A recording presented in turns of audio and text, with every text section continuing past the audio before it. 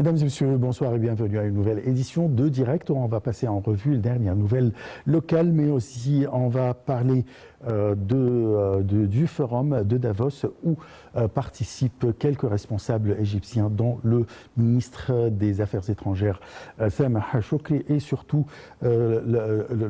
au moment où on parle, ou bien le sujet, un débat principal, c'est concernant la COP 27. Et aujourd'hui, il faut rappeler que le ministre Sameh Choukri a participé à un débat concernant la préparation et l'importance de la COP 27 qui sera tenue à Sharm el-Sheikh en novembre prochain. Et il y a eu un entretien aussi avec le responsable ou bien le président de la COP 26 et on a fait une comparaison entre ce qui y a été réalisé durant la dernière année et ce qui est attendu pour être réalisé ou bien exécuté durant la COP 27 qui sera tenue dans la ville verte de Sharm el-Sheikh en novembre prochain.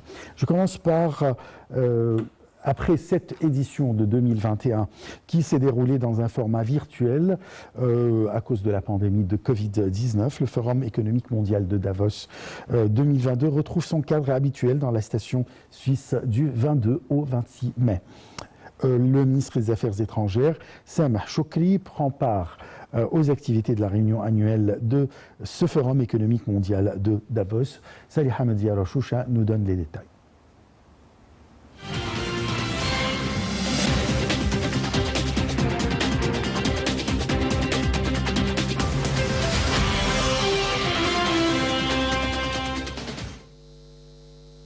Le ministre des Affaires étrangères Sameh Choukri, président désigné de la 27e session de la conférence des parties à la Convention cadre des Nations Unies sur les changements climatiques, participe aux activités de la réunion annuelle du Forum économique mondial Davos 2022 qui a lieu jusqu'au 26 mai pour la première fois depuis le début de la pandémie du coronavirus en 2020.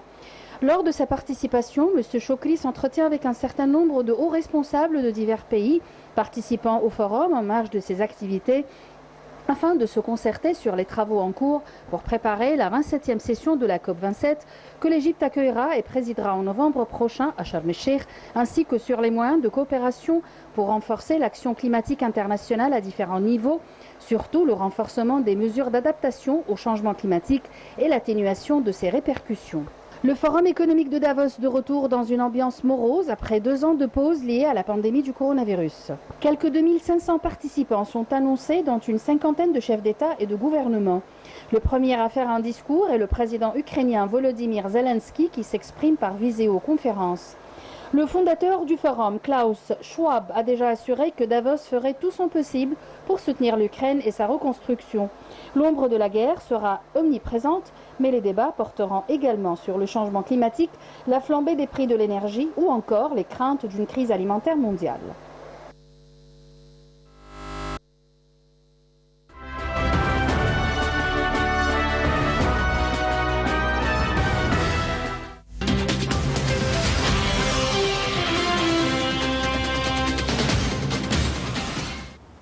Bien évidemment, le sujet du changement climatique est le sujet le plus important et le débat principal du forum de Davos.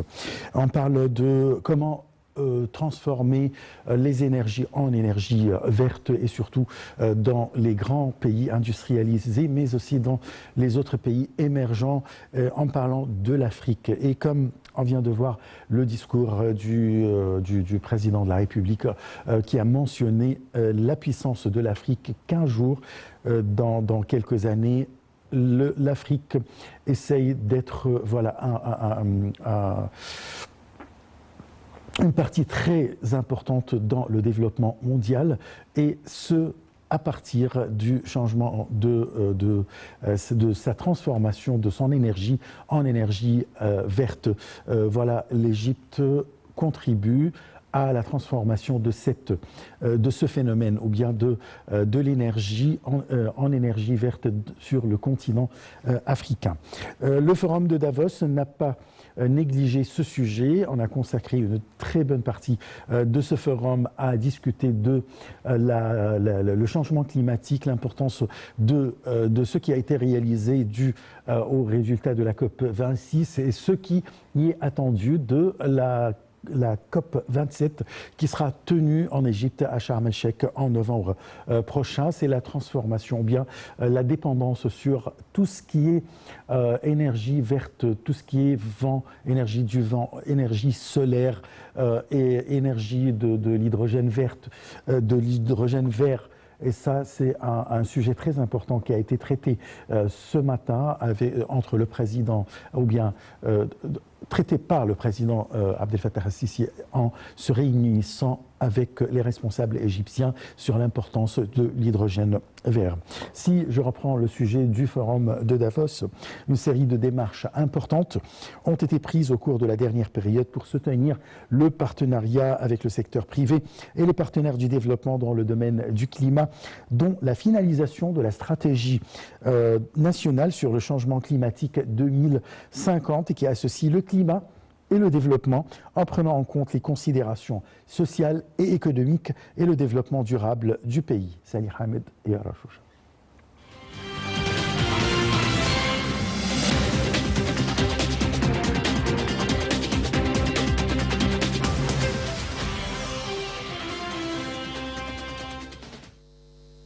Une série de démarches importantes ont été prises au cours de la dernière période pour soutenir le partenariat avec le secteur privé et les partenaires du développement dans le domaine du climat, dont la finalisation de la stratégie nationale sur le changement climatique 2050, qui associe le climat et le développement en prenant en compte les considérations sociales et économiques et le développement durable du pays. C'est ce qu'a affirmé la ministre de l'Environnement, Yasmine Fouad.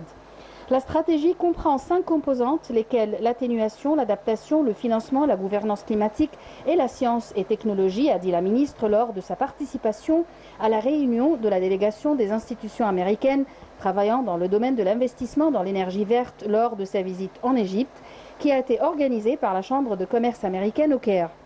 La ministre de l'Environnement a souligné l'importance de cette réunion pour identifier les opportunités de partenariat et de coopération égypto-américaine dans le domaine du changement climatique, non seulement dans le cadre de la présidence égyptienne de la prochaine conférence sur le climat COP27, mais aussi pour discuter des mécanismes d'action collective afin de faire face aux effets du changement climatique et d'accélérer l'action climatique.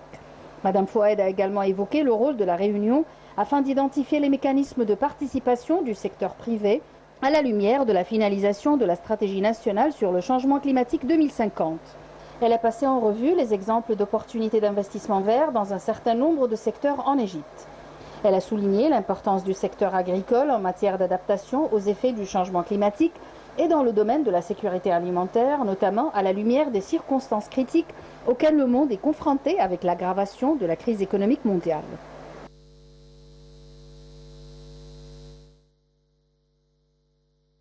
تكليف إدارة المؤتمر الوطني للشباب بالتنسيق مع كافة التيارات السياسية الحزبية والشبابية لإدارة حوار سياسي حول أولويات.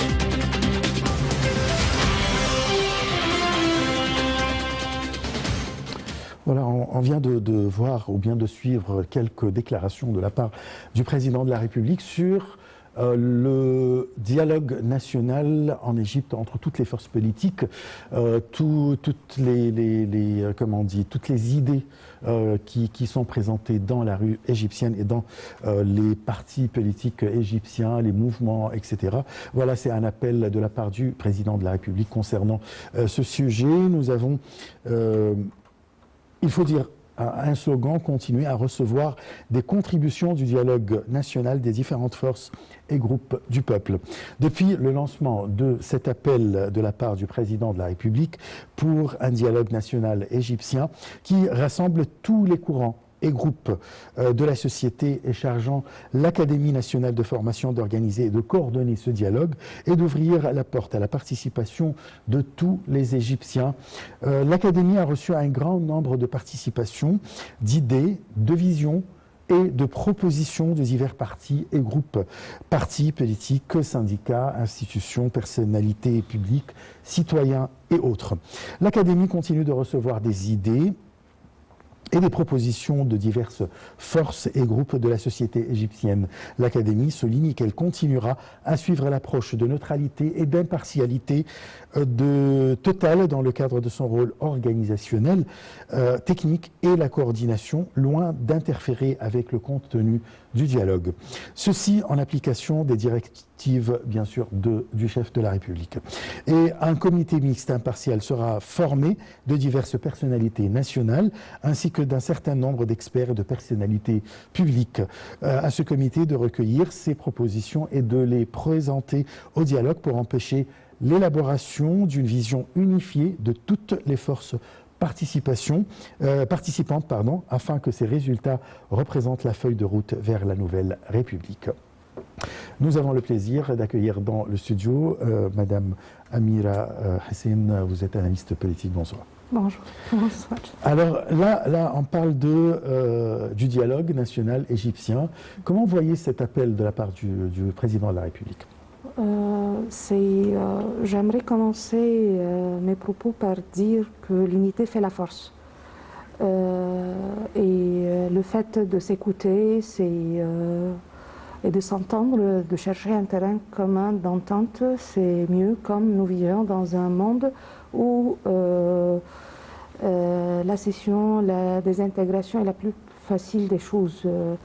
Et l'Égypte vit un moment crucial de son histoire. Nous sommes déjà au cœur du monde. Nous avons besoin d'être forts à l'intérieur pour mieux faire face à toute attaque vicieuse qui peut viser l'intégralité de la société et du territoire égyptien, en effet. C'est pourquoi le sujet est important, comme les dissidents ne vont conduire à rien, et surtout si les dissidents sont fomentés à l'intérieur d'une société qui vit déjà à une cadence accélérée des moments critiques et importants de l'histoire moderne. Je crois que le fait de charger l'Académie nationale pour la formation d'une telle tâche est un choix judicieux, parce que c'est cette même académie qui est la responsable de former les responsables et les fonctionnaires exécutifs de l'État, et ainsi nous allons avoir une vision qui tient bon et qui est sur le même... L'Académie fera de sorte d'homogénéiser une vision au niveau de tous les Égyptiens pour arriver à une compréhension et une vision uniforme du futur de l'Égypte. Parfait. Quel est le rôle des partis politiques en ce moment? C'est-à-dire, comment les partis politiques, aux différentes directions, différentes idéologies, peuvent contribuer vraiment à donner une recette pour l'avenir du pays? Le fait, deux têtes penseront mieux qu'une seule. Chacun a une vision, déjà un arrière-plan qui affecte ou qui peut influencer son parcours. Et le fait d'aborder une seule question de différentes optiques, ça sert mieux. Ainsi, les partis, le fait d'être borné à une seule vision et un seul avis n'est pas sage. Le fait d'écouter, ça relève de la perspicacité de voir un seul sujet, surtout que beaucoup d'enjeux se posent aujourd'hui à la société égyptienne, surtout, ce n'est pas seulement des sujets d'ordre économique, mais également d'ordre social. Et surtout, cette multivision aidera le gouvernement à mieux sonder le futur. J'aimerais dire que... À prendre la décision tous ensemble, c'est ça? Oui. C'est ça, avec tous les points de vue qui seront considérés. Oui, d'être proche des différentes catégories de la société. Ce n'est pas tous les partis où le parti au pouvoir ne voit pas les choses de la manière la plus complète. C'est pourquoi il faut approcher les différentes catégories de la société pour mieux agencer et avancer leur point de vue. Ainsi, la prise de décision sera du bas vers le haut et pas ça ne sera pas toujours de la main vers l'aval, mais plutôt d'une manière qui compréhensive et intégrale, rassemblant toutes les visions, tous les avis, et ça sera plus proche d'une approche de la bonne gouvernance et de la bonne pratique décisionnelle, en effet. Bien sûr. Là, l'Égypte présente, à votre avis, est-ce que l'Égypte présente là un modèle de la démocratie dans le monde? Pour dire la démocratie, ça varie, mais nous faisons des pas sérieux vers la démocratie. C'est que ça commence toujours par la sensibilisation.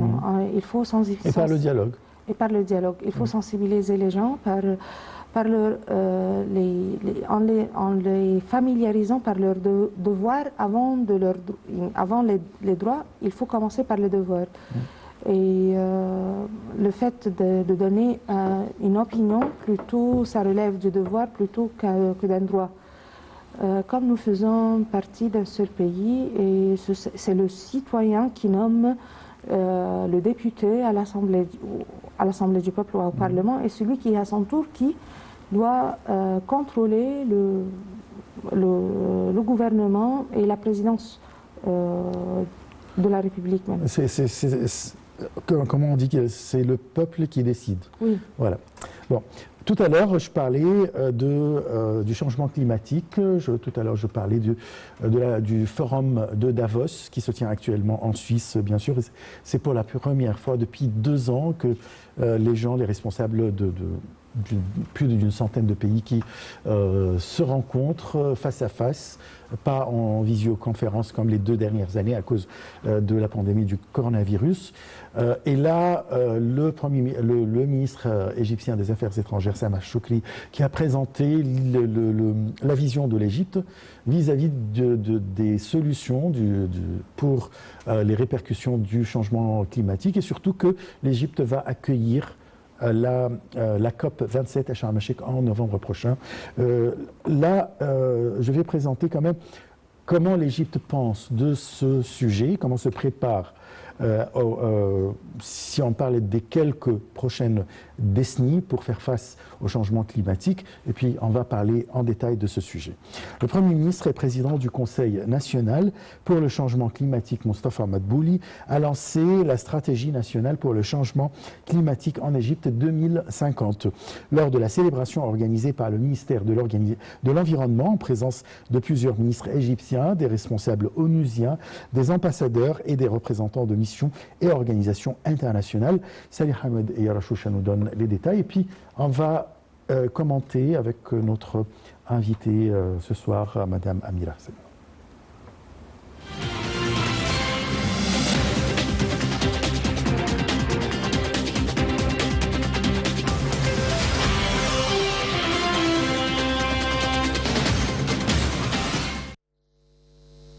Le Premier ministre et président du Conseil national pour le changement climatique, Mostafa Madbouli, a lancé jeudi la stratégie nationale pour le changement climatique en Égypte 2050 lors de la célébration organisée par le ministère de l'Environnement. La stratégie sert de feuille de route pour atteindre le 3e sous-objectif de la version actualisée de la vision 2030 de l'Égypte, qui consiste à affronter les défis du changement climatique, permettant à l'Égypte de gérer le changement climatique à différents niveaux, d'une manière qui aide à atteindre les objectifs économiques et le développement souhaités pour le pays. M. Madbouli a affirmé que l'Égypte ne ménagerait aucun effort pour mettre en œuvre d'une façon rapide et tangible des engagements et promesses annoncés de la part de pays lors de sa présidence de la conférence de Sharm el-Sheikh de 2022 sur les changements climatiques prévus en novembre prochain. Le Premier ministre a indiqué que le dossier climatique est prioritaire pour l'Égypte et le monde entier. La stratégie nationale sur le changement climatique 2050 a été lancée jeudi en présence des ministres de l'Environnement, des Affaires étrangères, de la planification et du développement économique, du pétrole et des ressources minérales, de l'agriculture, des finances, du commerce et de l'industrie et de la coopération internationale.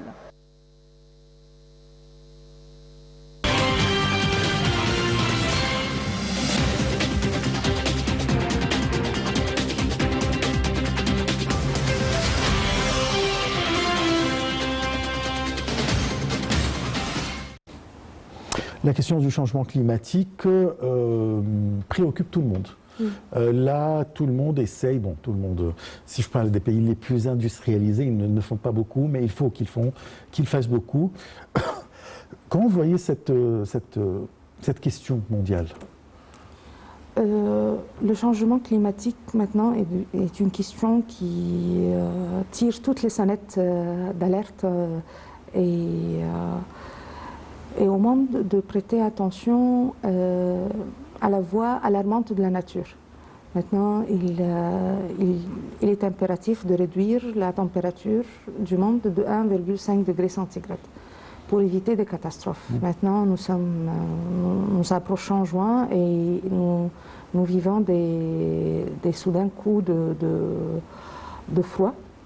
Là, il faut mentionner quand même ce qui se passe en Irak et au Koweït, avec les tempêtes de poussière, de sable, le changement climatique qui nuisent à tout ce qui est culture, la vie, etc. C'est ça, et que maintenant, les pays industrialisés ont une forte empreinte carbone. Or, ceux qui vont payer la facture, ce sont les pays les moins développés et qui ne contribuent pas autant à cette empreinte de carbone. Par exemple, l'Égypte, son apport aux émissions carboniques, c'est 0,6 du pourcentage total. Et c'est au pays là de relever tous les défis de désertification, d'endommagement des cultures, inondations, famine, sécheresse et même ces pays surtout le continent africain. Surtout le continent africain, surtout que le continent africain n'a pas de fortes ou des économies résilientes à de tels changements climatiques. D'où il est impératif d'enchevêtrer tous les efforts afin de pouvoir faire un seul front et d'unifier les efforts afin d'établir des plans clairs pour réduire considérablement et trouver les émissions à effet de serre et trouver des solutions d'énergie renouvelable et d'optimiser l'utilisation de l'énergie et d'augmenter son efficacité afin de sortir de cette impasse et que la mère nature ne se tourne pas contre nous. Oui. L'énergie verte, c'est l'expression très large. Oui. Alors expliquez-nous, c'est-à-dire qu'est-ce qu'on doit faire ? Il faut renoncer à l'utilisation ou réduire l'utilisation de tout ce qui est fossile, tout ce qui est chimique. Ouais. Tout ce qui est chimique et surtout que Mais la chimie peut offrir des solutions et également des solutions comme il y a la chimie organique qui peut donner de bonnes solutions sans qu'elle ne soit nuisible à l'environnement. Mais tout ce qui est fossile, tout ce qui est feu, va augmenter la température et générer du CO2. Et nous avons un grand intérêt à réduire le CO2. Comme c'est le CO2 qui va déséquilibrer la composition gazeuse de l'atmosphère, et ce qui peut nuire vraiment à notre environnement et système écologique en effet. Comme chaque chose est faite d'après des proportions déterminées, et des déséquilibres exagérés en termes du gaz surtout, va dégénérer à des catastrophes et des calamités qui ne peuvent pas être calculées, qu'on ne peut pas les contenir en effet. C'est vrai. Oui. Là, le président de la République, le président Abdel Fattah el-Sisi, s'est entretenu aujourd'hui avec le Premier ministre Moustapha Madbouli ainsi que d'autres responsables pour parler de l'hydrogène vert. Oui. Alors de quoi il s'agit exactement? L'hydrogène vert, c'est l'hydrogène normal, mais sa production sera verte. Ça ne sera pas avec une moindre consommation de l'électricité. Il y a 3 moyens de sa production, l'optimum. La majorité ou les deux premières manières de sa production, une est coûteuse, l'autre est inefficace et ne va pas résulter ou ne va pas donner de bons résultats. L'optimum est celle qui est moins coûteuse et qui va fournir une bonne production, va arriver à son point vers l'année 2030 avec la production en masse pour essayer de séparer l'hydrogène de l'oxygène avec une méthode d'électrolyse et par cathode. Et celle-ci, ça va se faire avec une quantité d'électricité réduite, avec l'intervention de certains composants chimiques. Et ceci va... Quel est l'intérêt? Parce que c'est très compliqué, c'est très scientifique, oui. C'est chimie. Alors voilà, je comprends parce que je comprends la chimie, mais c'est pas. Alors, quel est l'intérêt de séparer l'hydrogène de l'eau, c'est-à-dire l'hydrogène de l'oxygène, à partir de l'eau, bien sûr? Oui, avec l'utilisation de la vapeur d'eau, avec une température qui se range entre 7000 et 8000 degrés centigrades, on va profiter de cette vapeur et on va produire. C'est difficile de simplifier la science, savez-vous, oui, c'est difficile, mais je vais essayer. C'est que l'utilité de celle-ci, c'est de consommer l'électricité, ou plutôt, réduire la consommation de l'électricité utilisée à cet égard.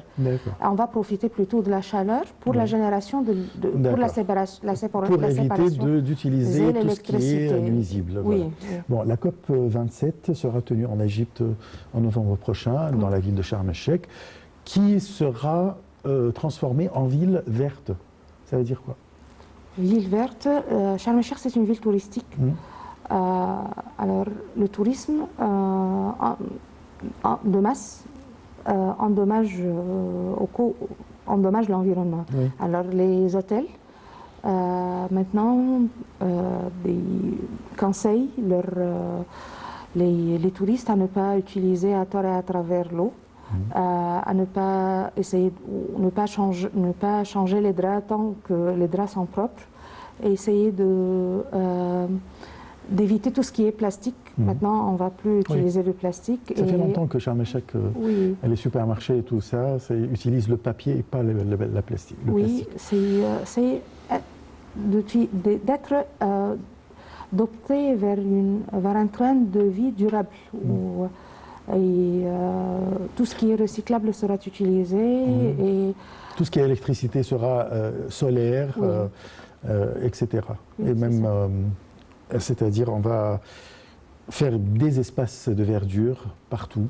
Certes, mais, voilà, on va utiliser l'énergie solaire pour l'électricité. Un grand défi à relever, comme Sharm el-Sheikh est déjà un espace désertique. Ce sera une grande tentative d'essayer de bonifier l'Égypte a les moyens de faire de grands projets d'énergie solaire, par exemple, comme la station de Benban, qui est au sud du pays, l'éolienne, par exemple, comme dans la région de Ain el-Sokhna. Si l'Égypte veut contribuer à transformer transformer l'énergie en Afrique en énergie verte, comment l'Égypte pourrait contribuer à ce développement? La station de Benban à elle seule va produire 1,6 gigawatts, ce qui est le fait d'être à proximité du sud va faciliter le fait de convoyer l'énergie aux pays qui en a le plus comme le Soudan, par exemple, parce que c'est juste à côté du Soudan. Et les pays, et le Tchad et l'Éthiopie, l'Érythrée, ça facilitera le passage et Et ainsi, nous allons contribuer au développement de nos frères africains et avec une énergie propre. Et avec l'expertise aussi, c'est-à-dire les experts égyptiens vont peut-être contribuer à ce développement-là. Oui, certes, et également, ça sera également une source de revenus à l'Égypte, comme nous allons vendre cette énergie.